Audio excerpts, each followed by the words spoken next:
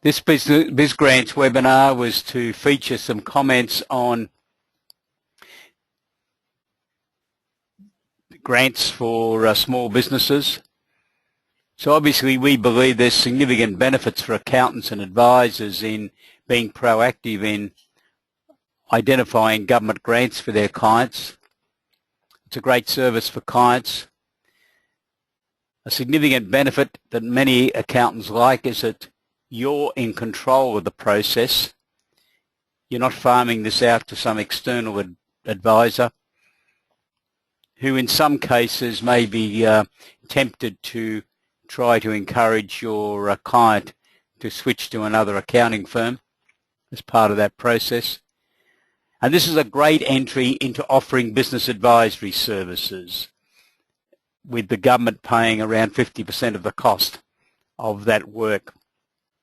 Not all the work that can be done under government grants will be able to be done by accountants, but a significant portion of it will be able to be undertaken, and it's a good start on offering business advisory services to your clients. And of course there's a significant benefit to your clients themselves, the ability to obtain financial assistance from a government department.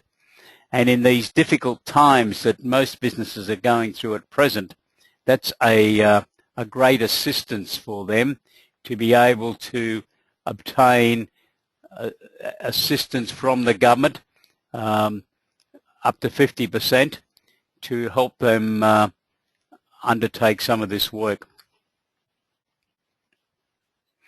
So today we're going to look at, in particular, the feature before we have a look at BizGrants was the Entrepreneurs Infrastructure Program. It's now fully operational. It's taken the Department of Industry through AusIndustry from the 1st of July until last week to fully roll out the Entrepreneurs Infrastructure Program. This is the Liberal government's replacement program for Enterprise Connect and Commercialization Australia, which were programs offered by the previous Labor government. There's some changes, some of them only very subtle, but the two programs have got some similarities. So the most recent one to be announced is Accelerating Commercialization. This offers grants of up to $1 million. So when you compare it to the Commercialization Australia program, that had a maximum grant of up to $2 million. It requires a 50% contribution from the client. Some of this will undoubtedly be obtained from angel investors or venture capital funds, and therefore the applicant will have to be able to articulate what their particular invention or process or product is all about, and be able to present budgets, cash flow forecasts, and a business plan to enable capital to be arranged. That's all work that accountants can do. Now the turnover limits for this new grant, Accelerating Commercialization, is nil, so a complete startup can be admitted to this program. By the time they're admitted, they have to have incorporated the company, but an individual can go through the initial phase of lodging an expression of interest to see whether they might be eligible. And the maximum turnover is $20 million, and that's on a group basis. And obviously there has to be something that the businesses invented, and this is generally defined as being a novel product, process, or service, or services. So it's got to have gone beyond the conceptual drawing on a piece of paper. It should have a prototype, or it should have a fair bit of the work already undertaken. This grant, Accelerating Commercialization, the emphasis is on accelerating, and it's really to take a applicant through the proof of concept and getting them into the market. And the other key concept that's outlined in the rules is that it must be the process before the first sale. Now, the first sale is generally described, and this was a concept that was also in Commercialization Australia grant program of the previous government. It's the first sale appropriately made on a commercial basis, so it's not a test type sale. So as long as they haven't made their first commercial sale, they are potentially eligible for this grant. It applies for any type of industry. However, there is a weighting benefit for the key industries that are part of Entrepreneurs Infrastructure Program. These are the 5 key industries the government's identified that they believe Australia has got some advantages to exploit in the world economy. I don't know whether I quite agree with the industries they've nominated, but here they are. Advanced manufacturing, food and agri-businesses, medical technologies and pharmaceuticals, mining equipment technology and service, and oil, gas and energy resources. So they're the big 5. There's a weighting benefit. They haven't disclosed what weighting benefit is in the overall equation, but there will be some benefit if you have a client that's participating in one of those 5 industries.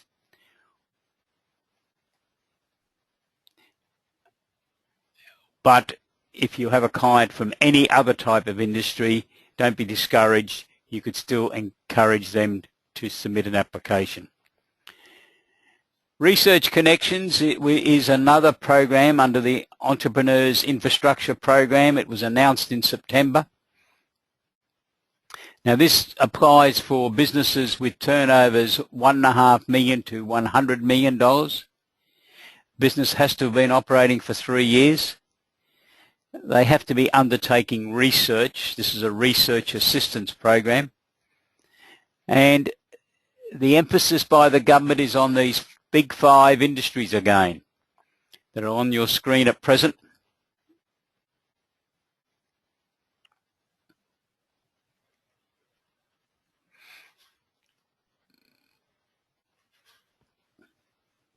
Advanced manufacturing, food and agri-business, medical technologies, mining equipment, oil, gas, etc. But also it includes 4 other industries that supply enabling technologies for one of those 5 key prime industries. So businesses operating in freight and logistics that are doing work for someone in advanced manufacturing or infrastructure-related construction or ICT. The ICT industry is very peeved that they haven't been included as one of these prime industries that have been targeted.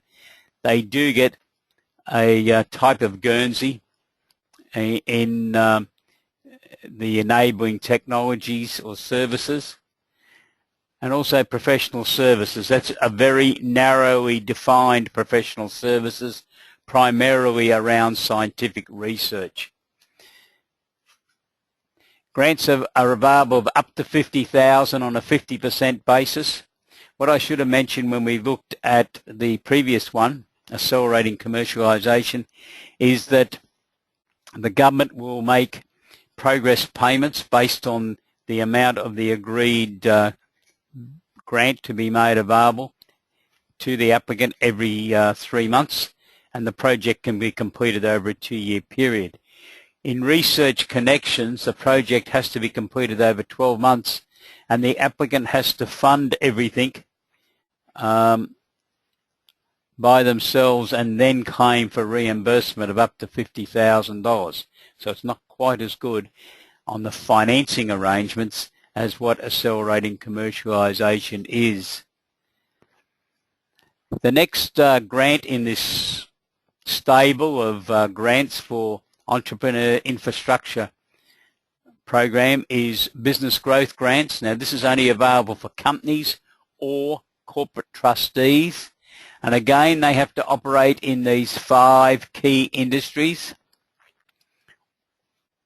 or be one of these supplier of enabling technologies from those other 4 industries. And obviously the individual types of businesses that are eligible under these 5 prime industries and these 4 enabling technologies is quite a large number. It'd be hundreds of different types of businesses. And in ESS BIZGRANTS, we have included within the system the business reference numbers that the ATO issue based on the Australian Bureau of Statistics industry classifications, so that if you have these industries, the grants will be identified. So the criteria for business growth grant is turnover $1.5 million to $100 million. However, if the business is located in a remote or very remote area, the minimum turnover only has to be $750,000, but they have to be part of those, in effect, 9 different industries. Now this grant's up to $20,000 on a 50% basis, so obviously a maximum of $40,000 worth of work can be done. The work eligibility is very broad. It basically covers anything which will improve the company's performance. And a lot of that work can be done by accountants. Budgets, cash flow forecasts, debtors analysis, human resources reviews, risk management, lean management, waste management type analysis, all those type of things are projects that can be undertaken under that program. If you have any questions while we're going through, can you please type your question in, and in webinar terminology, raise your hand, and I will answer the questions later in the webinar. Okay, so what we're going to do now is move into looking at the ESS BIZGRANTS website. That's the overview of the Entrepreneurs Infrastructure Program. If you have any questions relative to it, please send them through to me.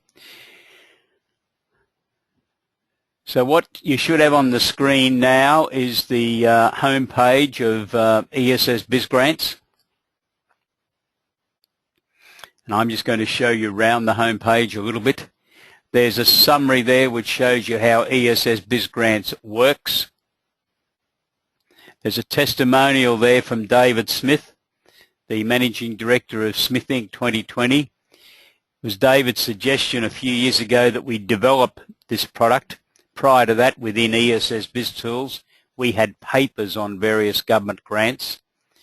But David told me that he'd been retained by one of the accounting aggregators, and his task was to conduct due diligence reviews on the accounting firms that had indicated they had an interest in being considered by the aggregator, to be acquired by the aggregator.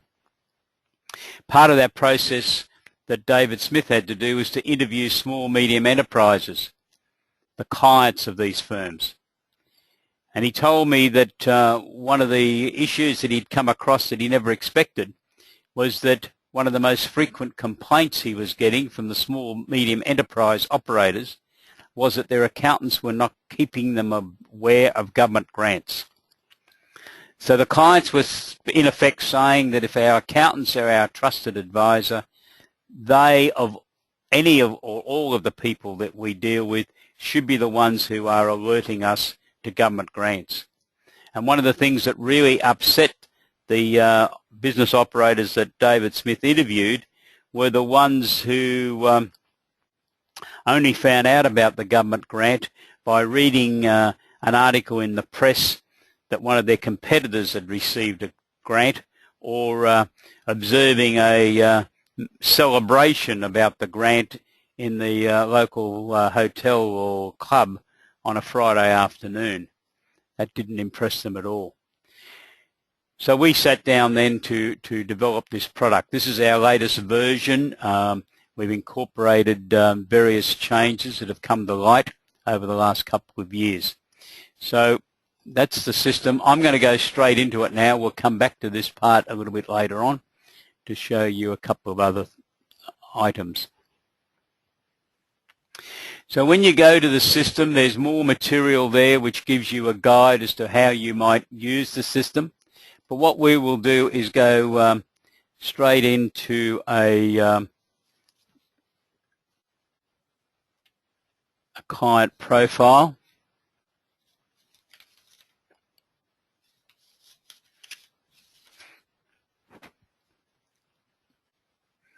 And what I'm going to do is add a new profile. Now, the first thing you have to enter is the business name. So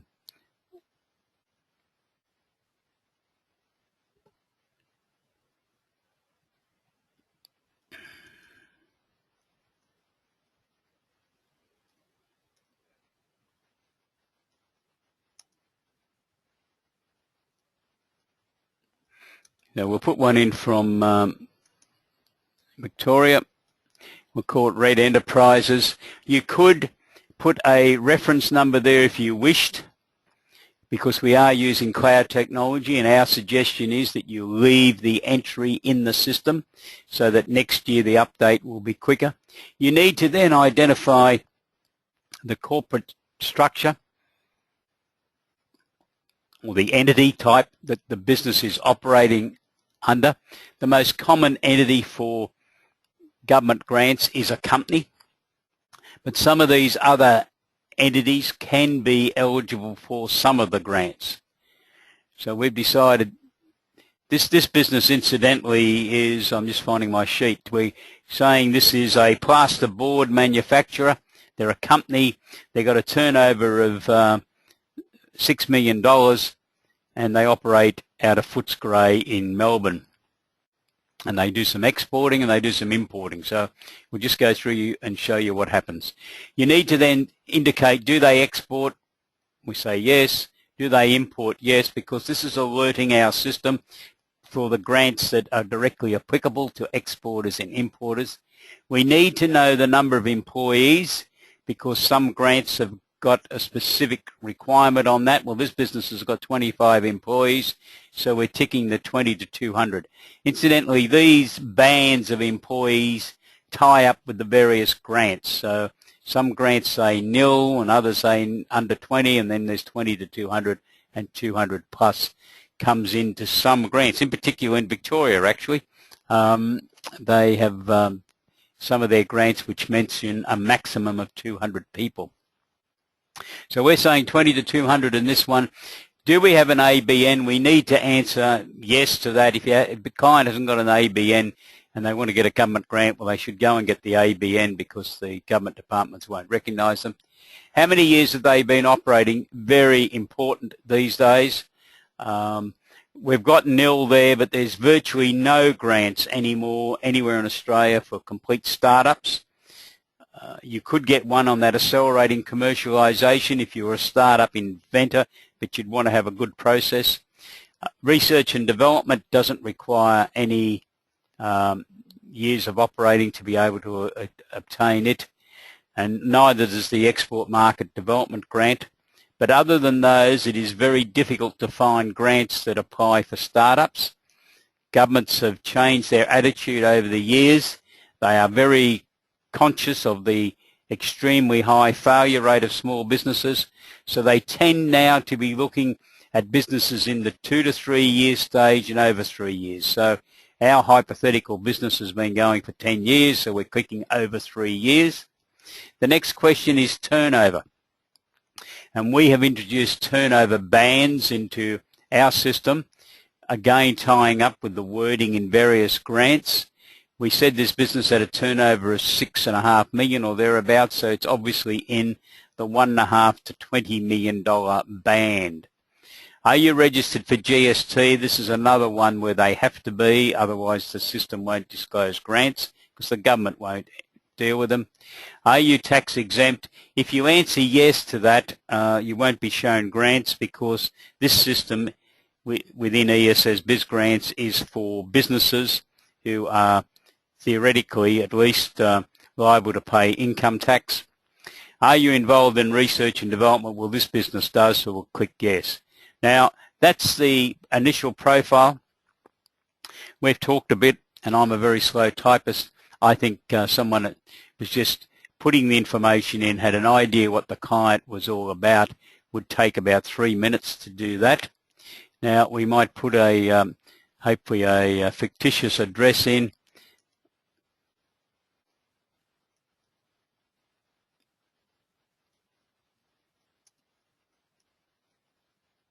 So we'll put a street address in, we'll call it England Street, and we'll make it in Footscray.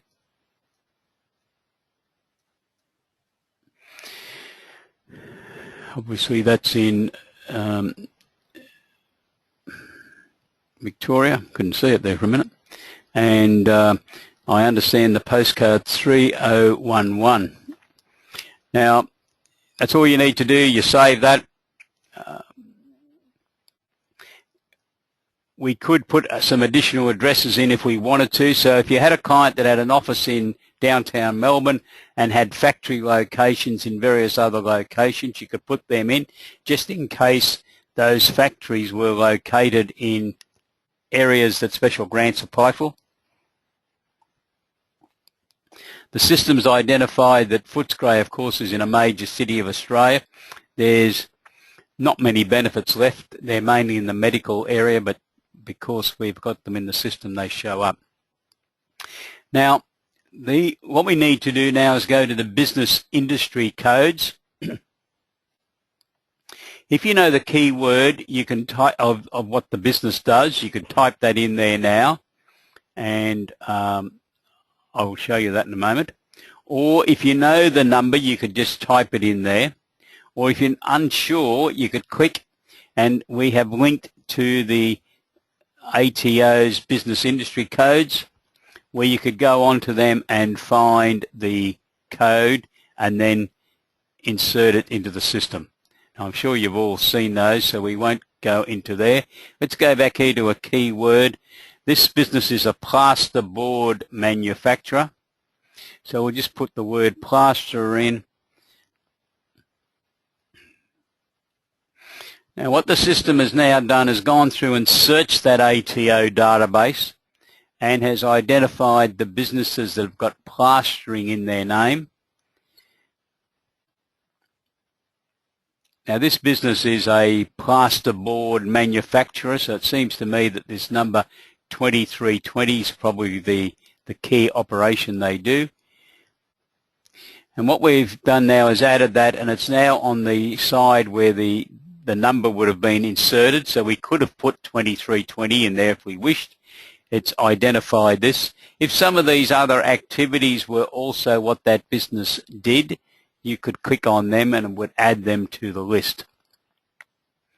Okay, so we're now ready to have a look to see what grants might be identified. So we click Search Grants, and the system is then giving us, for Red Enterprises Vic Proprietary Limited, 15 potential grants which match what we've just put in.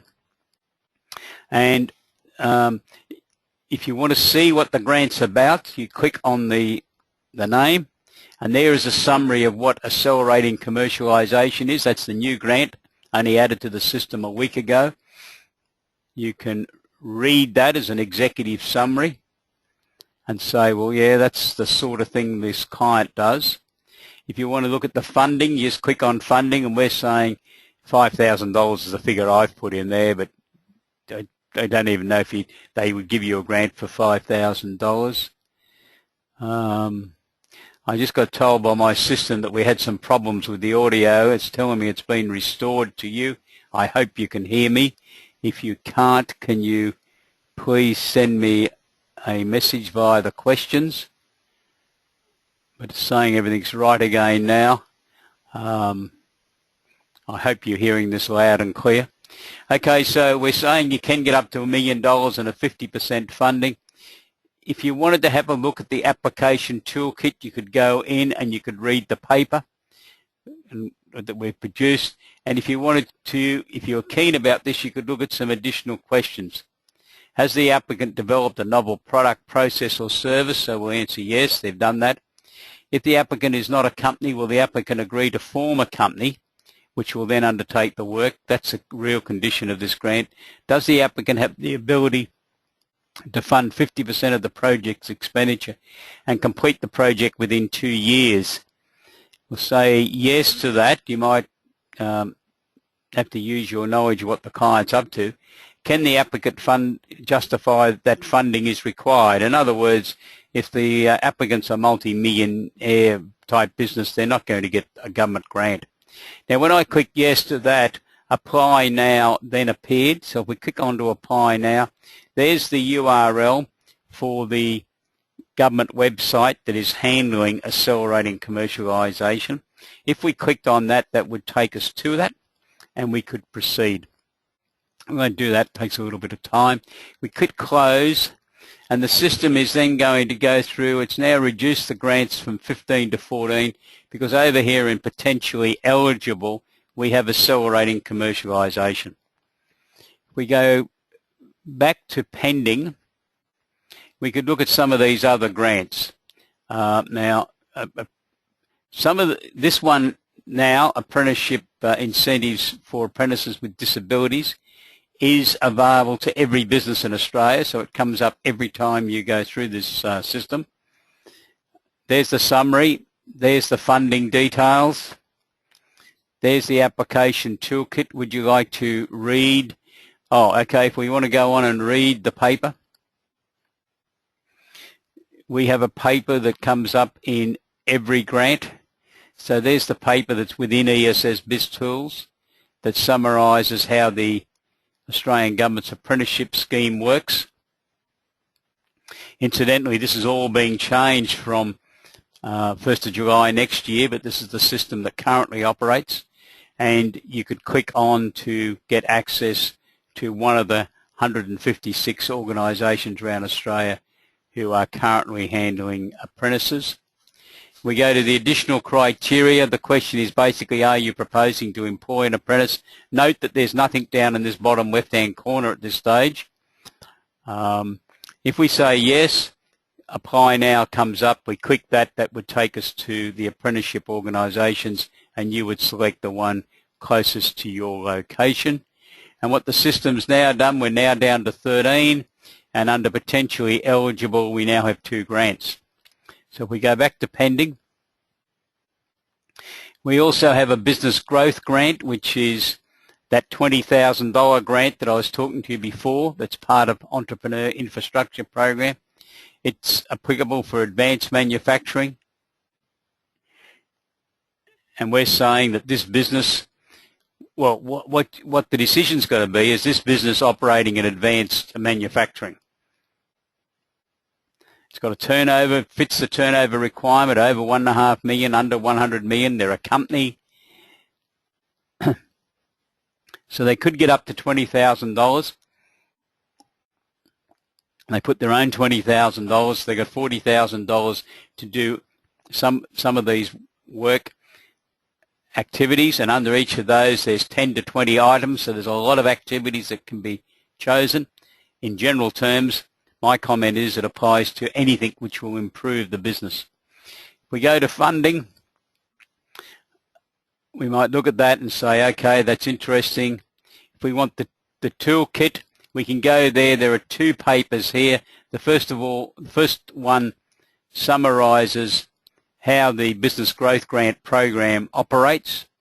So you could read that and decide whether you're going to make that available to your client. The second one is on the Business Growth Grant that applies just for advanced manufacturing. So it's just going to comment on the particular area of advanced manufacturing. So it goes through and summarises what that might be.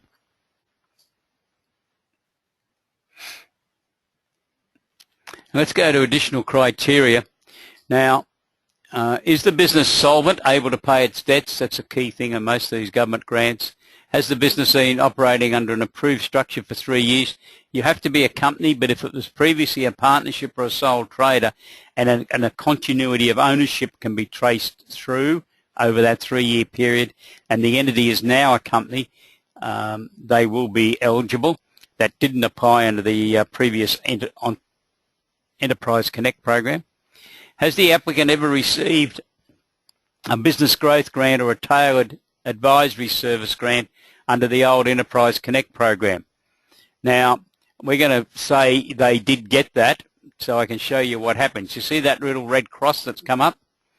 And does the business provide high-value manufacturing, blah, blah, blah? Now, we'll say yes, but we have not got apply now because we have answered one of the questions that's not right, and I want to follow that through so you can see how it works. We click close.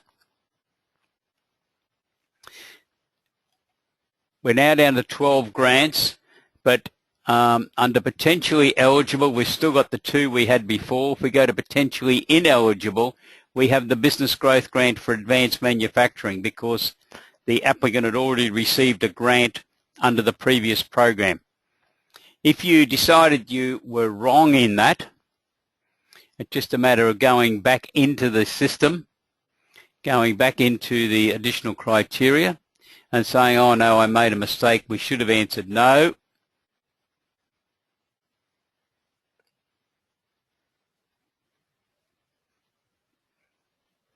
Not going to let me do that.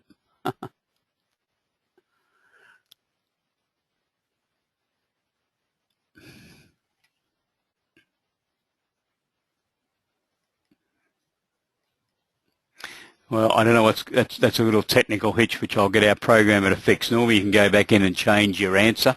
It's not allowing me to do that today, so we'll leave that as a no.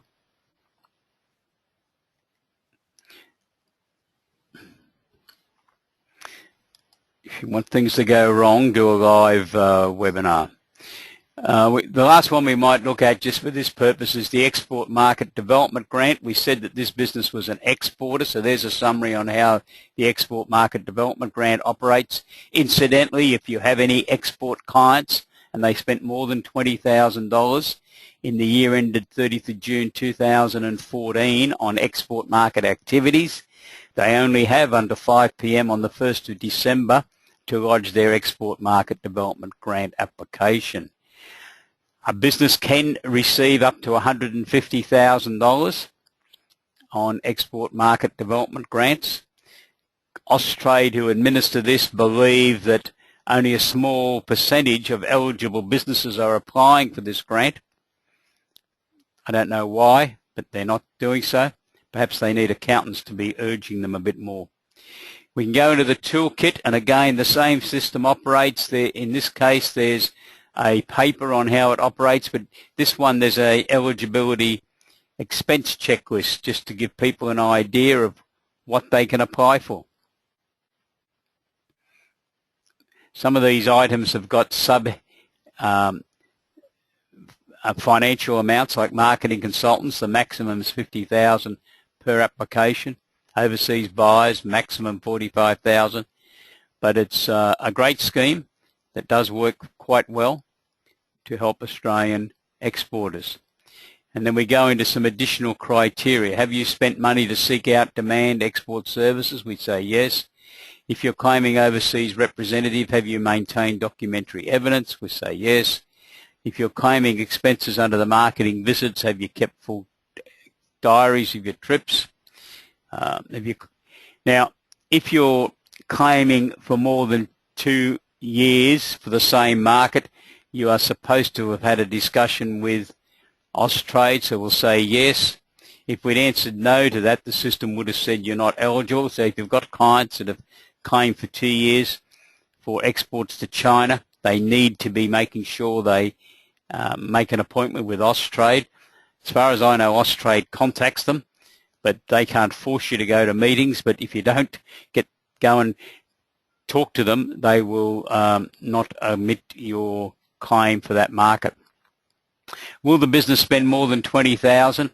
You can have a first year, in inverted commas, has been in fact 2 years, so that an applicant can get over the minimum $20,000 expenditure.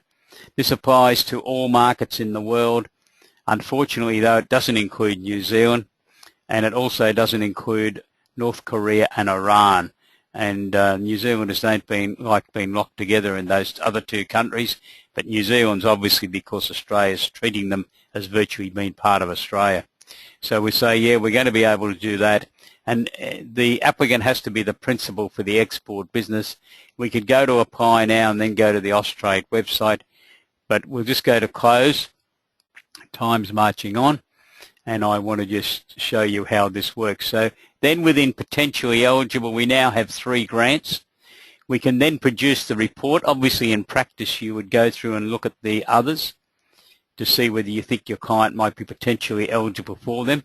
There were some very interesting Victorian government grants later in that list that are very applicable to Victorian businesses.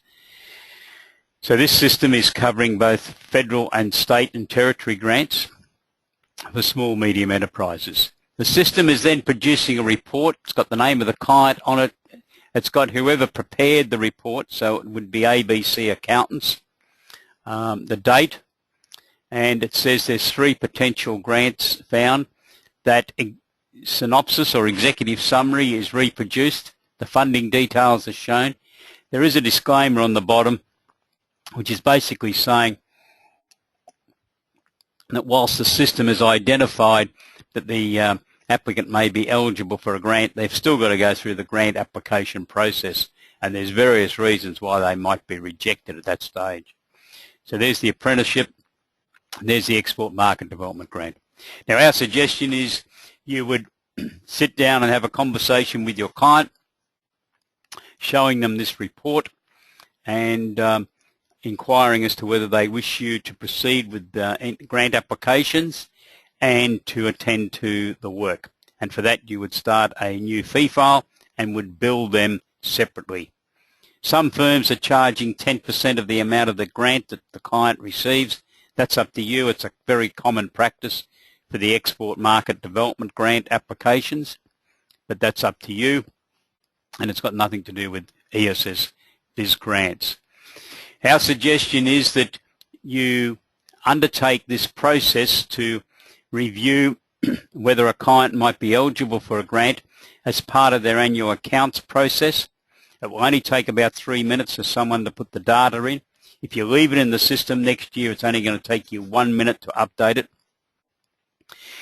I accept that someone's going to have to answer the questions, and it should be someone that knows a fair bit about the client. That could take 5 or 6 minutes to quickly go through and answer those questions. So in total, about 12 minutes. In accountant jargon, 2 units for most of you, if you're still charging on the time basis. And in most cases, you should be able to just absorb that in the current year's fee for the work being undertaken. Then you're in a position to have that conversation with the client to show your client that you've been proactive, you've identified grants for them, and in our experience, in excess of 95% of the clients will want you to proceed. That's when you get the opportunity of being able to then submit proposals to undertake additional work. In most of these grant programs, you will have to submit a formal proposal to do the work. In some of them, the system requires 2 quotes, and you might have to organise how the client obtains quotes from other people so that there's a comparable process. Most government agencies, though, are very keen to ensure that there's a continuity of advice from competent professional advisors to small, medium enterprises. So as long as your quote doesn't vary too much from another quote, and as long as your client is recommending your proposal, in most cases the government agency will nominate the accountant to undertake the work. So that's how the system works. If we go back to the very beginning, we have on the system a case study that you could work your way through. There is, if you go to pricing, you can sign up for a free trial, which is for 14 days.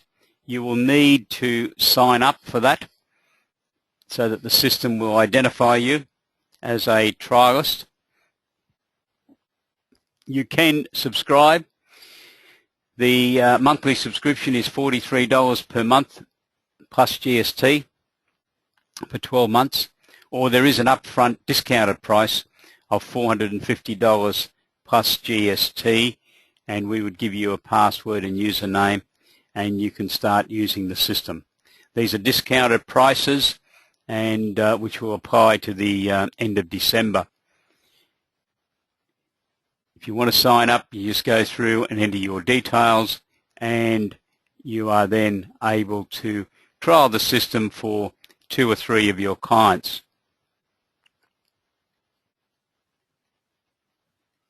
Sorry, I've just realised we've lost some audio. I didn't see that message. The system's telling me that you're able to hear me at present, so I hope you still are. We have recorded the webinar, and we will be sending you in the next few days a link to YouTube where you can download this webinar. So hopefully any of the parts that you have missed, you'll be able to check out on the recording. If you have any questions, can you please type them up now and raise your hand, and that way I'll be able to look at them and answer them. If you think of some questions later on, I'm not sure how long you may have lost audio for. I had checked a few minutes ago and there was no messages there then, so hopefully you haven't lost it for long. And the system's not telling me that you have a problem at present, so hopefully you're able to hear me now. We will be sending you a survey form at the end of the webinar. We would appreciate you completing it. My apologies for the problem with the, I think someone's saying to me it's all good now. On and off during the presentation. I'm very sorry about that. All good now. Okay, we have a question, a good one. Is the annual fee per firm or per user? It's per office. So if you have 20 people in the firm who are going to use the system, they can all use it within an office to identify the system for their clients and identify the grants that they might be eligible for.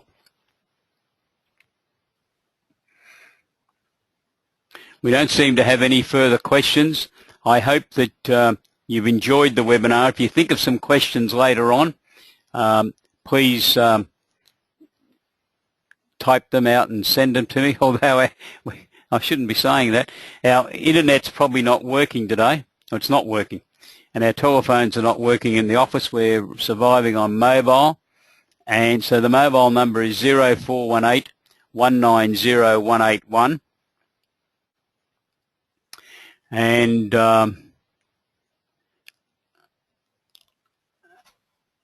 we really haven't got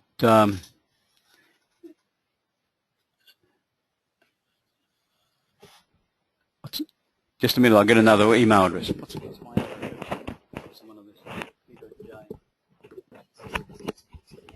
Sorry, the email address that you can get through to me today and tomorrow, they're telling us we're not going to get this fixed until Friday, is, and I couldn't remember the email address, but one of my capable assistants is just giving it to me. ESS BIZTOOLS PT, that's all one word, at gmail.com. So I'll just repeat that, ESS BIZTOOLS PT at gmail.com. If you have any questions that you would like to send through to me, or 0418 190 181. Thank you very much for participating in this webinar today. Again, my apologies for some of the interruptions that you've obviously had. I look forward to hearing from you, and I hope that you will all be able to become subscribers to ESS BizGrants. Thank you. Have a wonderful day. Goodbye.